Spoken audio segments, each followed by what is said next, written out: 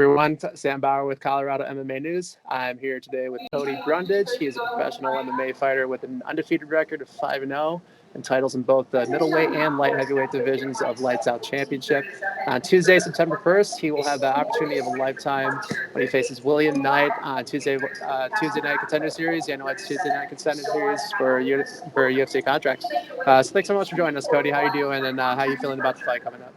I'm great, man. Thanks for having me. I'm feeling really good. You know, we moved out to Colorado, me and my wife, and another one of my buddies, Colin Anglin, who's on Contender Series. We moved out like 2 months ago, I want to say. So, you know, we kind of really settled in and ready to fight. Yeah, I was going to ask that. So, because I know your roots are in Michigan, but you've been training at Factory X for about how long now? 10 weeks. So I got a full camp out here for sure. You got a full camp, and so you plan on staying with Factory X going forward. Yeah, so we moved out here full time. We got an apartment, we rented out our house, and we did this all like in a week. So it was a pretty crazy time when we first got out here. But like I said, we kind of settled in the last few weeks. But yeah, it was a big adjustment, you know, with the elevation and everything. It's a change for sure. Nice. You've been having fun in Colorado so far, enjoying the great outdoors, and everything else great about it. Yeah, I've got to do a little bit of stuff, but not a ton because I've just been training. You know, this is the first camp that I've trained full time. And I've been training like 30, 35 hours a week at the gym. So I've just been pretty dead. But, you know, after the fight, I'm looking forward to getting to really experience Colorado. That's part of the cool thing about moving out here was we were excited for fighting and stuff, but also just how cool the state is in general. Yeah, I'm excited for you to enjoy that. Cool. And so how have you grown and improved by training at Factory X, and to what degree would you say? Oh, yeah. I mean, I think I'm going to be a completely different fighter. I'm so new in my career. You know, I started fighting as a professional just a little over a year and a half ago. So it's easy to make big gains pretty quickly. And then coming out here, you know, I'm training with killers every day, like Dustin Jacoby, you know, Anthony Smith, Zach Cummins. And I'm getting pushed really hard by those guys, which I really never had that super hard push from other guys that were just better than me. You know, I think you got to get beat to get better. And, you know, I definitely take my lumps, but that's really helped me to progress as a fighter. But yeah, I mean, I think I just feel more comfortable in every aspect being out here. I've always had my wrestling, you know, to fall back on, but I think I just feel more well-rounded and just more complete in general. Yeah. So you've seen a very noticeable difference, especially like in your striking training at Factory X, you'd say, even in just 10 weeks. Yeah, for sure. And my cardio. You know, my cardio is a whole. I mean, I've never had bad cardio. I've gone 5 rounds before, but it's just I think it's a strength now. You know, before it was just kind of a thing. You know, it wasn't great, it wasn't bad, but I think it's a strength of mine now. Great, it's good to hear. Okay, great. And so speaking of Anthony Smith, actually, so I understand he's going to be in your corner on that Tuesday, correct? Yeah, for sure. Me and him hit it off really well. He kind of took me under his wing and just kind of showed me the ropes. I'm actually flying out to Omaha right now to go finish up this camp with him and just kind of finish together. You know, we grinded through this whole thing together. So he's flying me out. We're going to just kind of do some jiu-jitsu, some light stuff as we finish up. Nice. And so what compelled you, so out of all your coaches and your training partners that you had, what kind of compelled you to have a Lionheart out of all people in your corner? Like I said, we just kind of vibed right away. You know, we got along super well. And not just fighting, you know, we hang out, we talk about life. And I'm going to be a dad soon. You know, he's a dad. He's got 3 daughters. And just kind of the way he carries himself outside of fighting. You know, if you talk to the guy, he's you wouldn't know he's a fighter unless he tells you. You know, you can see that he can do other things. There's some depth there with him, which I appreciate. And yeah, he's just kind of taking that big brother role. And it really helped me just through this camp and through the whole process. Yeah. Congratulations on that. When's the baby due? Late February. I think February 24th, I want to say. February 24th. Yeah. Well, congratulations.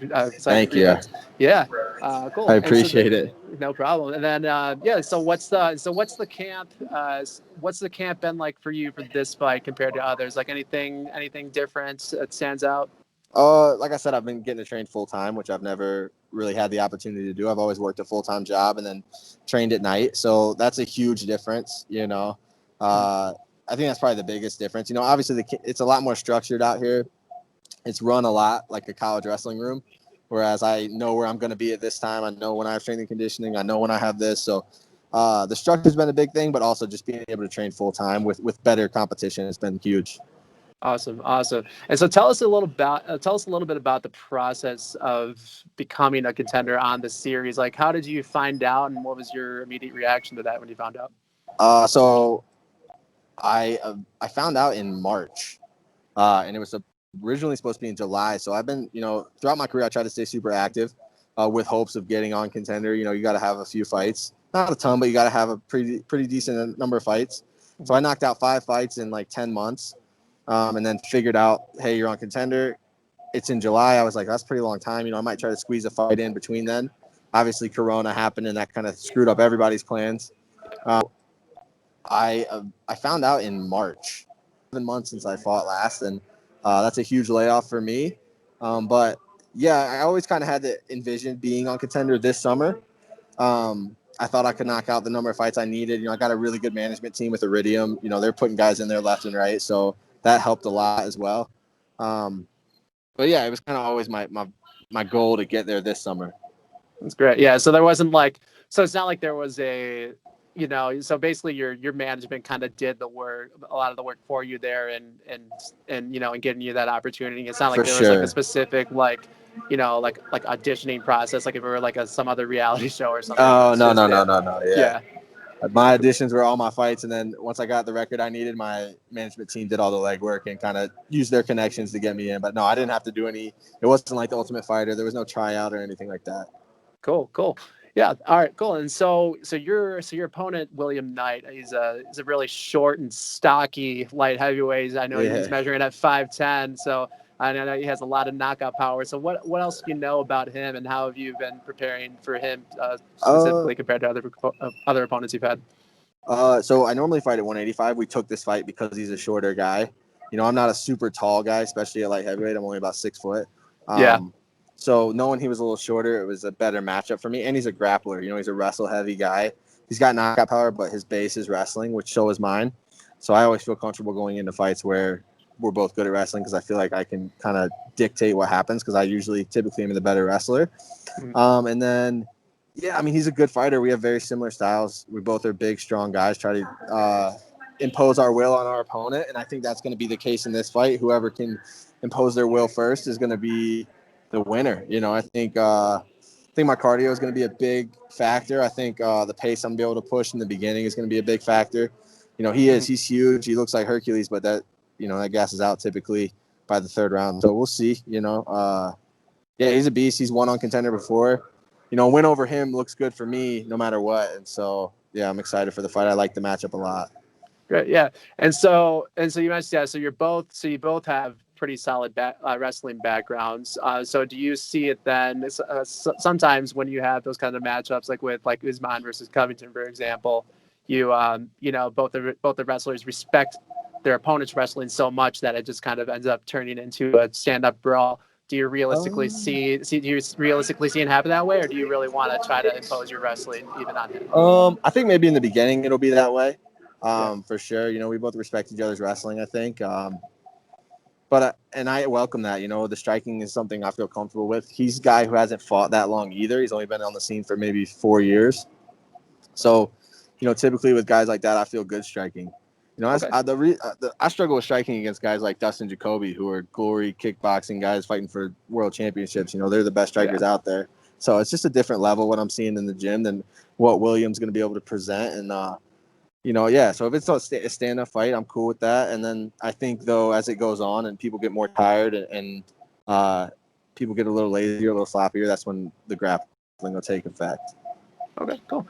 Yeah, and so let me know if I have this right, because from what I've seen, so you first in your professional career at least, so you first fought at 195, then you fought at 205, then 190, then 185, and then Yeah. back to 195 again. So on the surface, it looks like like in the UFC, fighting at light heavyweight or middleweight would both equally make sense for you. But what steered you towards light heavyweight for the biggest fight of your life here, and do you plan to stay in that division going forward? Moving forward, I want to be at 85 for sure. It's not a hard cut for me. I could make 85 tomorrow. On the regional scene, I just didn't really feel the need to suck myself down there, because it's not fun. Obviously, weight cutting is No. not the most fun, but I can make 85 pretty easily. It doesn't drain too much out of me. But like I said, on the regional scene, I didn't see a big purpose in doing those big cuts because I don't know. I just never felt like I had to win. Right. Obviously when you're fighting the best guys in the world, it's a little different. But I took this fight at 205, like I said, because William is 5'10", 5'9", whatever. We have a Mm-hmm. similar build. We have a similar background. The matchup just really made sense to me. I don't mind fighting at 205. It's when I go against guys like Dustin or Anthony. They're 6'4", 6'5", have that 78, 80-inch reach. That's tough.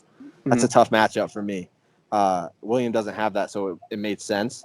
I would fight at 205 in the UFC, like I said, if the matchup makes sense. But 85 is where I really want to make my home for sure. Yeah. Yeah. And so then what's your, yeah, because I mean, 85, I feel like in the past couple of years, it seems like it's become definitely one of the more exciting divisions, and so would you feel that um, just the prospect of middleweight, do you see those more exciting fights happening there than light heavyweight? I don't know if it's necessarily that. I think it's just the frame. Yeah.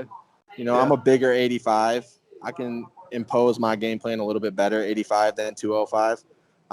It's really just a frame thing for me. I mean, once you're in the UFC, all the weight classes are pretty exciting. There's good guys. You Yeah. get in the top 10 in the world, like everybody's crushing it. So it's not necessarily that. It's just frame wise, I want to be in a spot where I feel comfortable. I feel at my peak to compete, I guess. Cool. So yeah, so the last question going off of that, who would you be looking at the 185 division, just looking at all the possible, even if it is kind of jumping ahead, out of all the possible matchups, which fighter would you like to fight the most? Ooh. Uh, just because it's fresh in my mind, I think that 85 they just signed off contender, I would like to fight.